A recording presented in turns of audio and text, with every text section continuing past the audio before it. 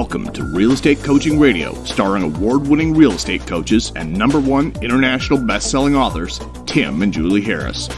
Real Estate Coaching Radio is the nation's #1 daily radio show for realtors who demand authentic, real-time coaching. Get ready for fluff-free, unfiltered, full-strength honesty about what's truly working to get you into action, helping others, and making money now in today's real estate market. Now to our hosts, Tim and Julie Harris. 3, 2, 1. Hey, Julie, we're back, and it is my brother's birthday. So happy birthday, John, if you're listening. It's August 12th, and we have a fun show for you guys today. This is another one of those shows that are from all of you asking us for specific help, or at least when we start seeing more and more emails where people or agents are asking us the same thing, then obviously we pivot our podcast to talk about what it is that will be of most service to you guys. Because if we get 10 or 20 emails or comments all kind of saying the same thing, it's probably meaning that thousands of you are having the same issue. So this is one of Julie's specialties. It's one of the most common topics, obviously, inside of our Premier Coaching Program, at least for the last few years. I kind of doubt if it's going to be a common, popular topic over the next few years, but for now it certainly is. Yes. And the topic is... Topic du jour, how to actually win the house for your buyers. That's right. How to be the winning accepted contract. That's right. So what we're going to do is we're going to drill down. Julie has 5 points she's ready to read to you guys.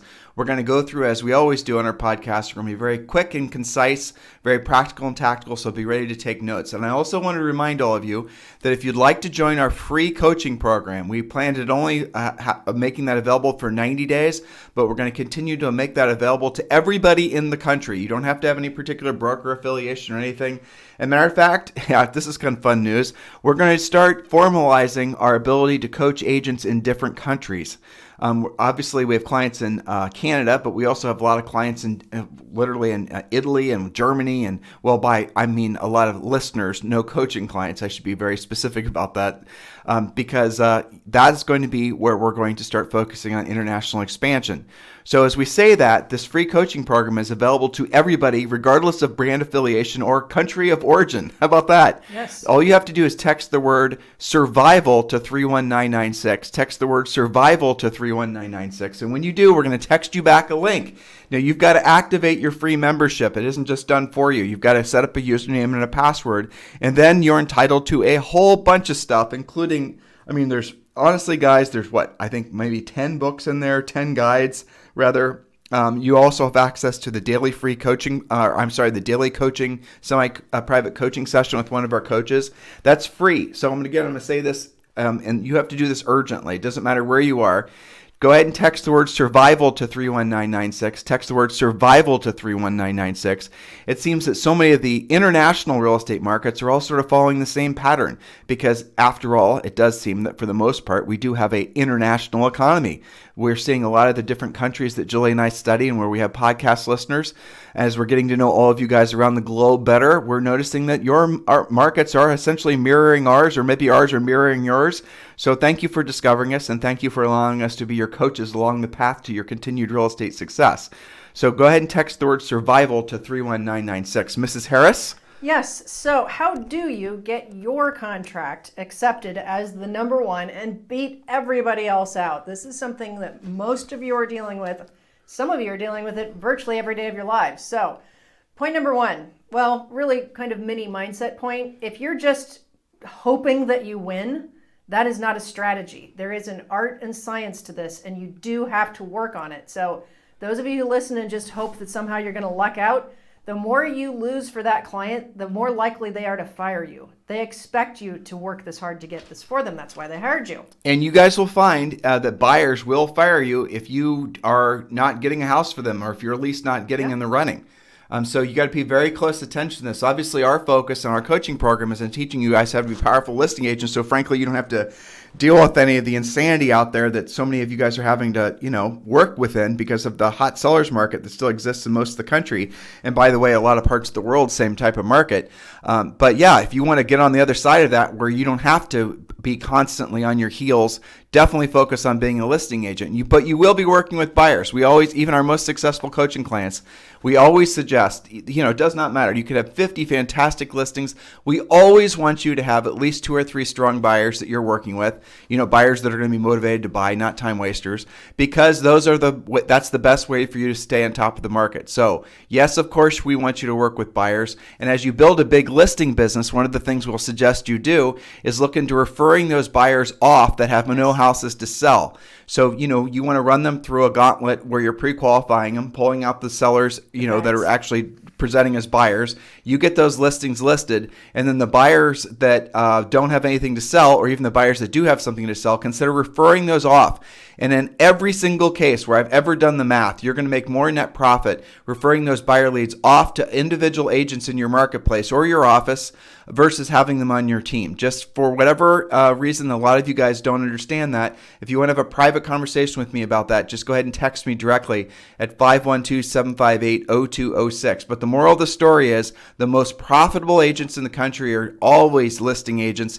And frankly, what a lot of them are doing is they are generating buyer leads from all their listings, but they're referring those buyer leads out for sometimes as much as 40%, which will ultimately net them more profit than if they had a buyer agent on their team that they were sending that same lead to. Interesting tidbit, interesting fact for all of you who are thinking about building a team to ponder. Julie? That's right. There's another strategy that some of our top listing agents are doing, and that is hiring a showing agent whose only job is to show.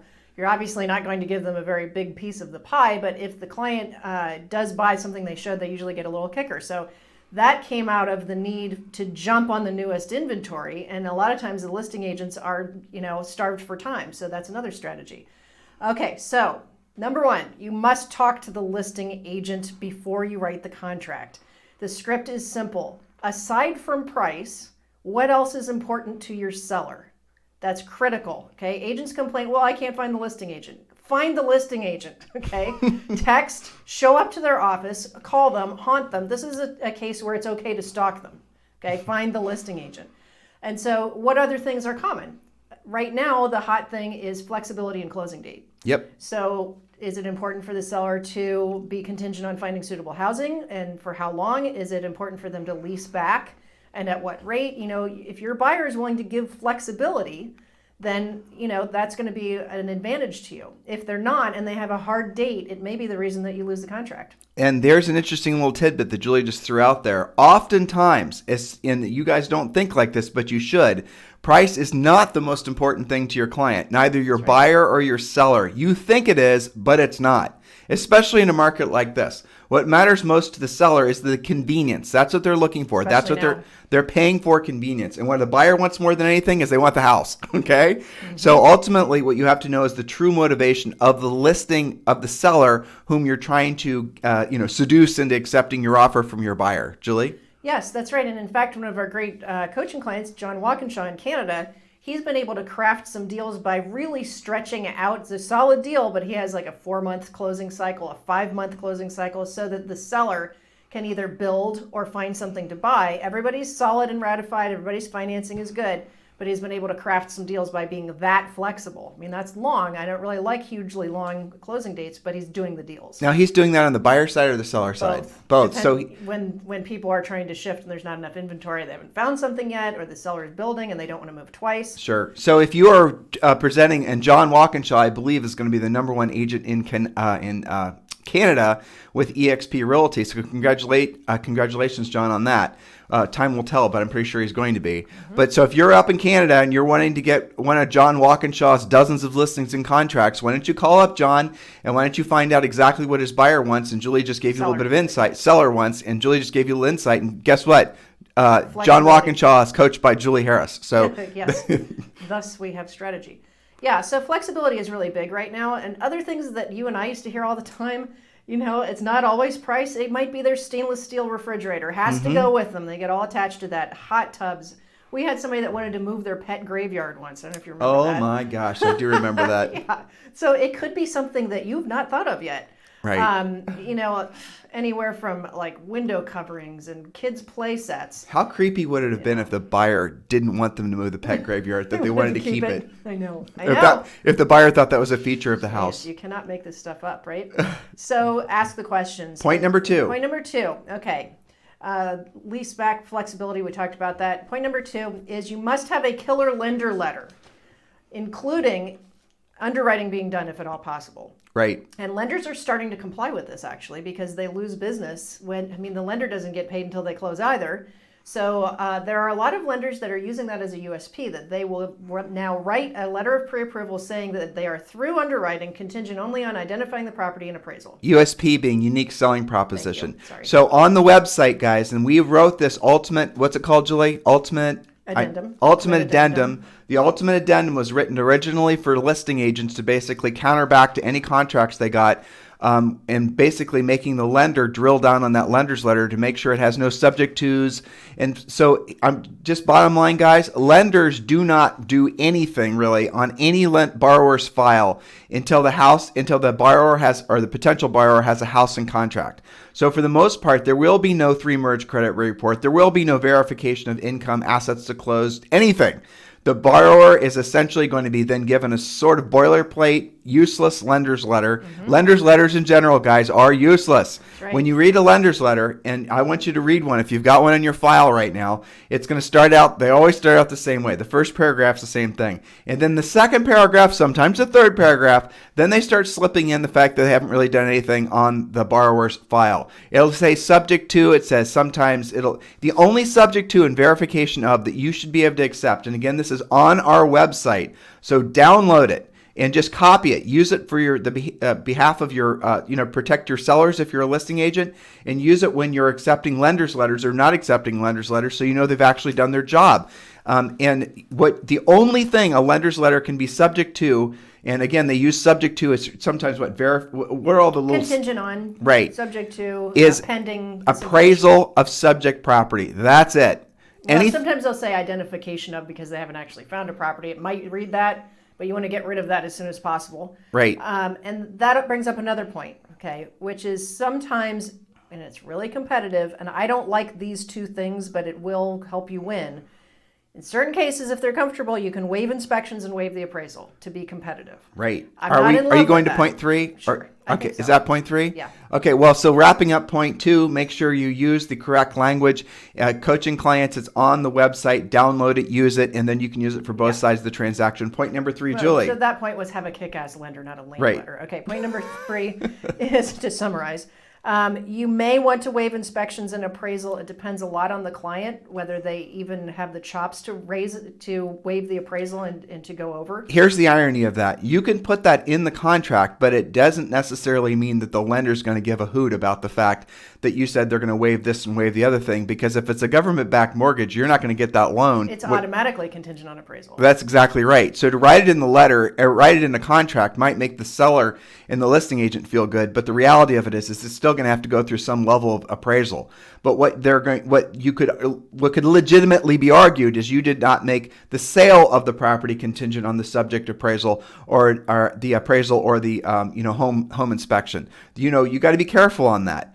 If the borrower is essentially that confident in the property and they're willing to buy the property with a substantial down payment, and they're going to put down enough money that the lender doesn't care if they're going to overpay based on appraisal. Because remember, if they're getting a mortgage, the lender is going to appraise the house regardless of what the contract says. You're not going to remove that. Right. Now, if you have an all-cash buyer, then if they want to buy it without inspections, they want to buy it without appraisal. Julie, do you have anything in there about checking all cash buyers, make sure they're not full of it? Yes, that was the next point. Okay, so Julie's got next point number 4. Make sure you're paying attention to this. Proof of funds, and then it's real. It's not just, Okay, so point number 3, if you want to be extra aggressive and you're working with an extra aggressive buyer who has their other bases covered, you might want to waive all the things. Do a complete risk reversal offer to the buyer, or to the seller rather. You could tell, guys, I have a sort of a software issue with talking about buyers too frequently on our podcast. It gives me hives. That's the reason I always screw those two words up. But here, the bottom line is if you're doing risk reversal, right? There's risk built into every contract, but the more risk you can remove from the seller's perspective, the higher likelihood it is to get the contract accepted. Now remember, and I'm going to say this again because it is critical, very rarely does highest price win. It's all these other factors, and go back to Julie's point number 1, which is essentially interrogating the listing agent, finding out what's important to them. Now, don't be surprised if when you call said listing agent, they're not that experienced at, maybe they've never listed a house before, they haven't listed that many houses before, and maybe they really don't have the drill down on their seller. Maybe they really don't know the seller's hot buttons, and in that case, you're going to be a little bit operating on, a deficit. But get as much information out of them as possible, and don't be surprised at all that the other prospective competing buyer offers did not even bother to speak with the seller. At the very least, what you've sort of done is you've gotten the seller to the listing agent to realize that you're a nice, easy to work with person. Because from a listing agent's perspective, if they don't have a buyer for the property themselves, one of their greatest motivations is who's going to get them paid the quickest. Let's be honest, and who's going to be the easiest to work with, whether they like you. So there's another little way for you to champion the listing agent to be your advocate when they're looking through assuming they have multiple offers. Point number 4, Julie Harris. Yes, that's right. So back to lending for a second. If you are trying to compete and you are using an FHA loan or a VA loan, and there's anybody who's even just conventional, you're probably going to lose. Yep. Okay? Because the stigma around it of having low money down, maybe being risky, you have lower ratios. Most people know that, okay? And if they don't, it's easy to Google and find out, should I take FHA or conventional? So try to convert your FHA and VA buyers, because most of the time they're doing those loans because they have low money down. Now, let's be very careful on this. This is more advanced lender information. Yep. The lenders lenders get money based on the back end of the loan. That's how they make their commission. And ready for this, listeners? Some of the government-backed loans are the most profitable to the lenders, but some of the government-backed loans are also most onerous to the sellers. In other words, and frankly, the sellers, if they have a listing agent that's a little bit educated, is going to want to prefer accepting an offer, assuming there's financing from a borrower that is not using, FHA, VA financing. Now, here's where the gotcha comes in. Sometimes your lender will flip the borrower who could qualify for conventional to FHA, VA, and that's going to make it so your borrower then becomes less competitive in the eyes of the listing agent in the marketplace. So you have to be very careful on that. There is a FHA, VA appraisal, and that's going to be happen on properties that will kill deals. That is the other can of worms, right? People live in fear that listing agents hate FHA, VA appraisals. Right. Because the appraiser actually has about as much control as a home inspector does, to say actually more, because they do. It's attached to the lender. And that gets assigned to that house forever. It's like a sort of Damocles. I think it's a year or 6 months. It's no bueno. Right. So a listing agent who has options between a great offer that's conventional or a non-FHA and a great offer that's coming from FHA, VA, they're gonna take the other offer. I promise you. Just about every time. When we sold real estate. Remember, there were also extra seller fees, and there were all kinds of extra stuff. They can ding you in these appraisals, and it doesn't even matter. You can go in and try to write a FHA, VA offer with that appraisal. It doesn't matter.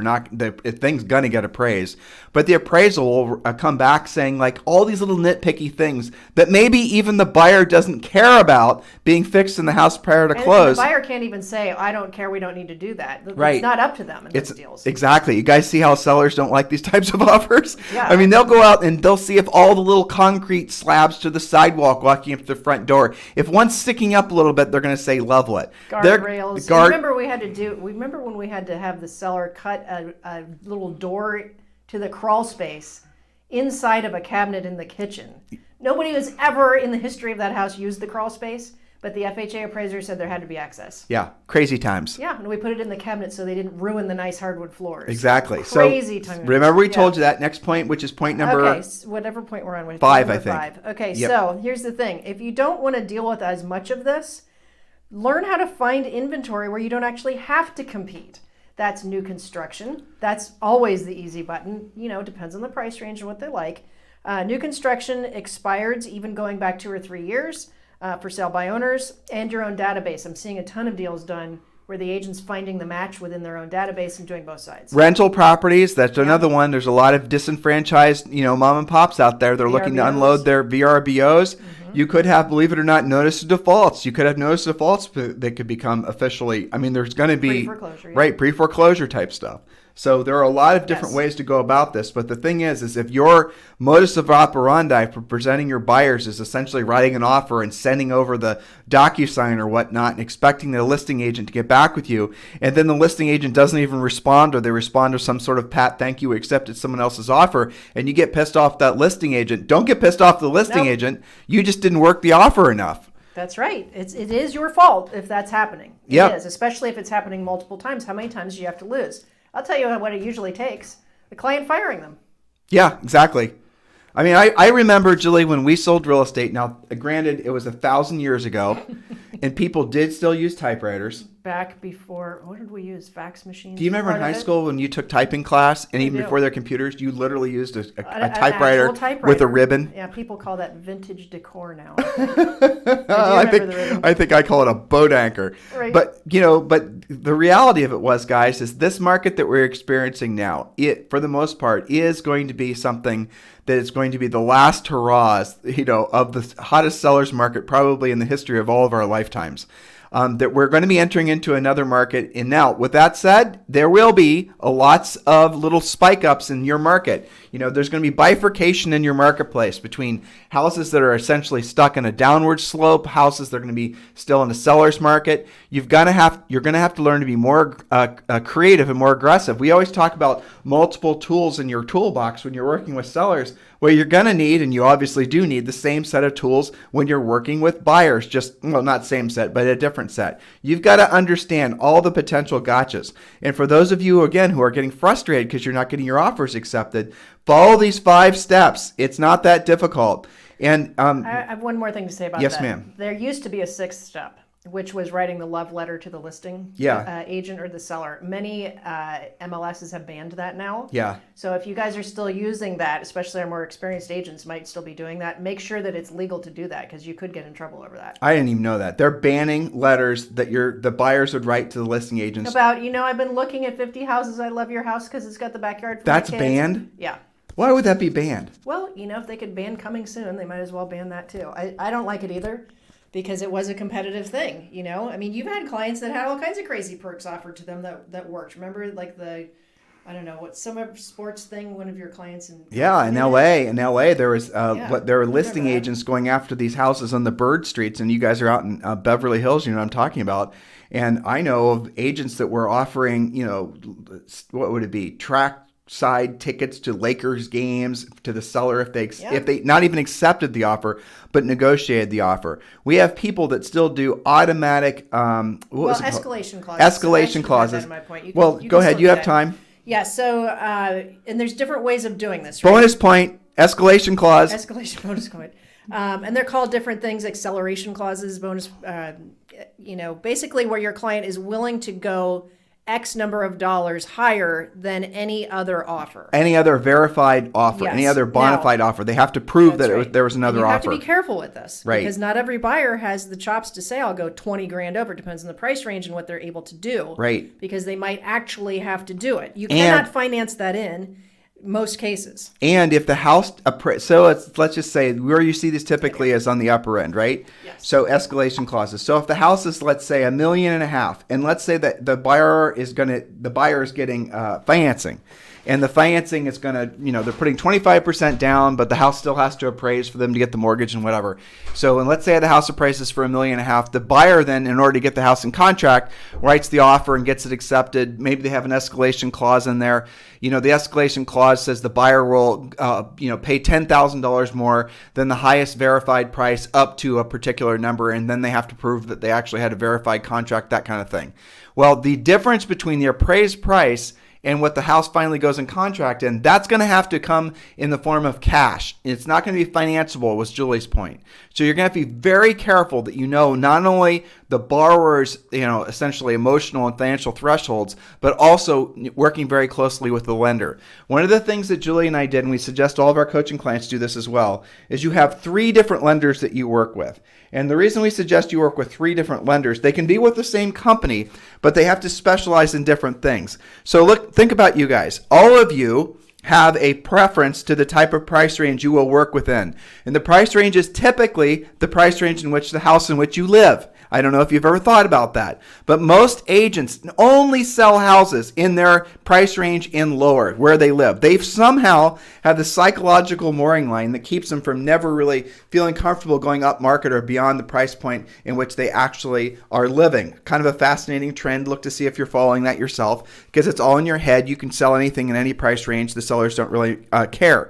But the same thing is true. That same funky psychology is also going to be true with the lenders. So if you're working with a lender who themselves are only, living in a house that's whatever price range, say a lower end price range for your marketplace, and you bring them one of your gold-plated upper end, super fantastic luxury buyers, that lender and that borrower is they're probably not going to gel. That probably is a mismatch for all kinds of different reasons. So same thing goes true on the very high end. If you bring a very high end borrower to a lender who's going to essentially only be, feeling comfortable working with the low end borrower, you guys get the gist of what I'm getting at here. So what we always did is we had 3 different lenders, and we've talked about this in the podcast before. Now, we didn't have the luxury of just working with one mortgage company that had 3 different, brokers or lenders that we could feel comfortable referring to. So we actually used 3 different companies.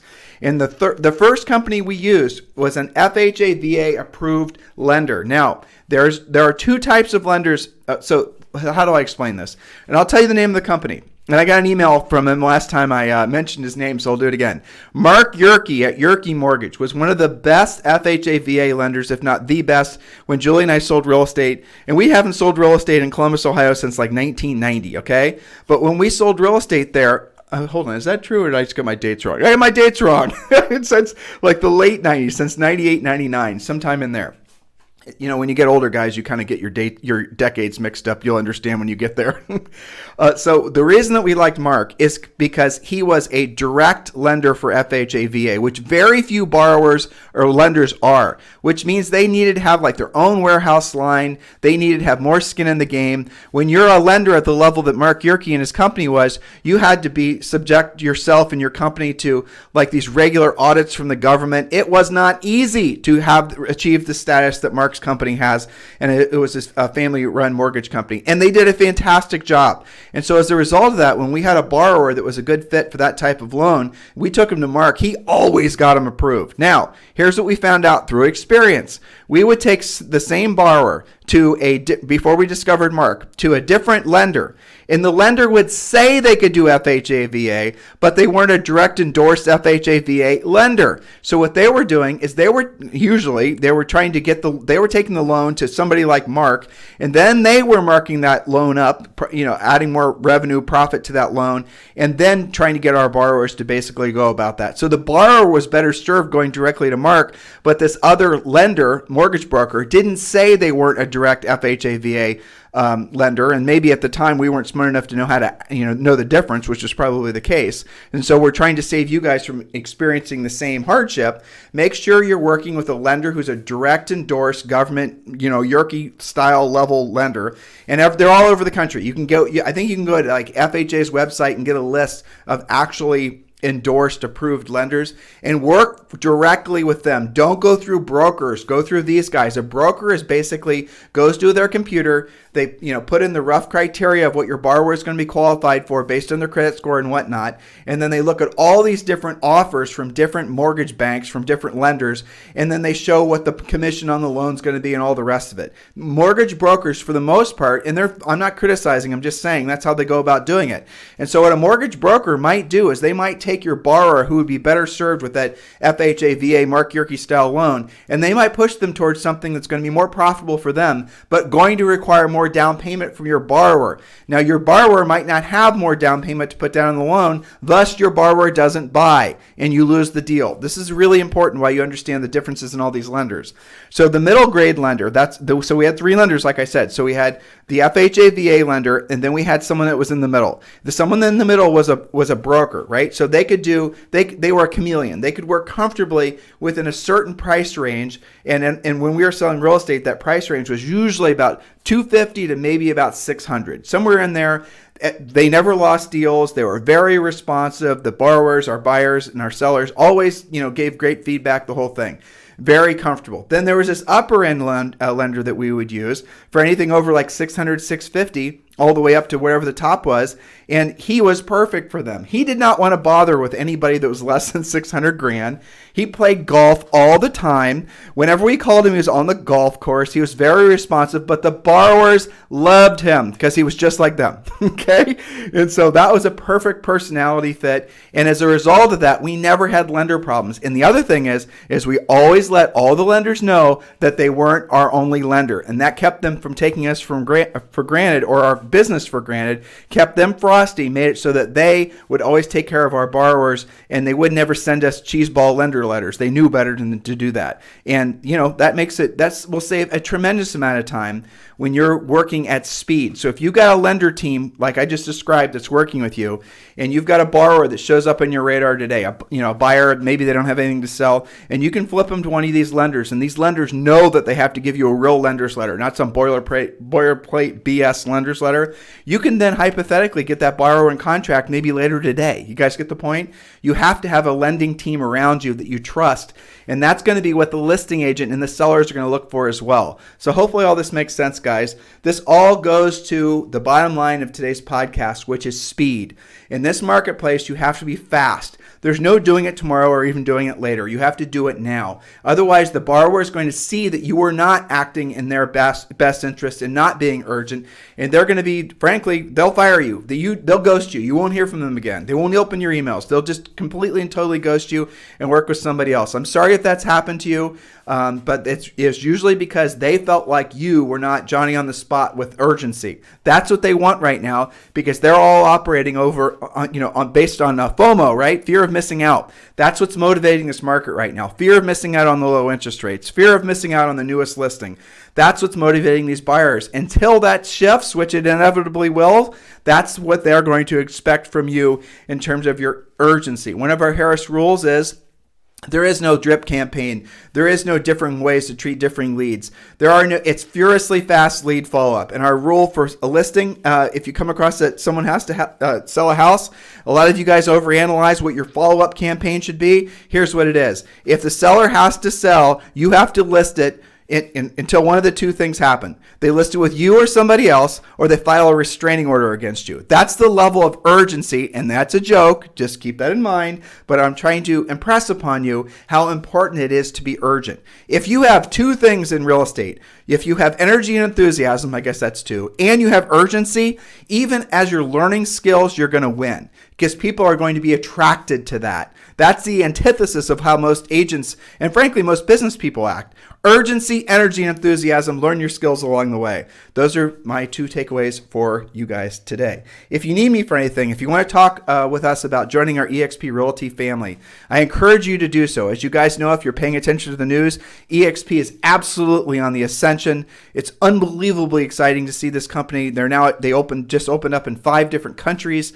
They're adding literally thousands of agents per year. At the same time, other brokerages are losing agents. They're becoming more profitable. Please do consider taking a look at eXp. I made it super simple for you. All you have to do is text the word eXp, just those 3 letters, eXp to 31996. Text the word eXp to 31996. Go ahead and do that now. Text the word eXp to 31996. If you guys want to talk with me directly about joining our eXp family, just go ahead, and this would be you working with Julie and I directly at eXp as part of our group. Go ahead and text me directly at 512-758-0206. 512-758-0206. In the meantime, you guys have a fantastic day. We'll talk with you on the show tomorrow. This program has been a presentation by Tim and Julie Harris, Real Estate Coaching.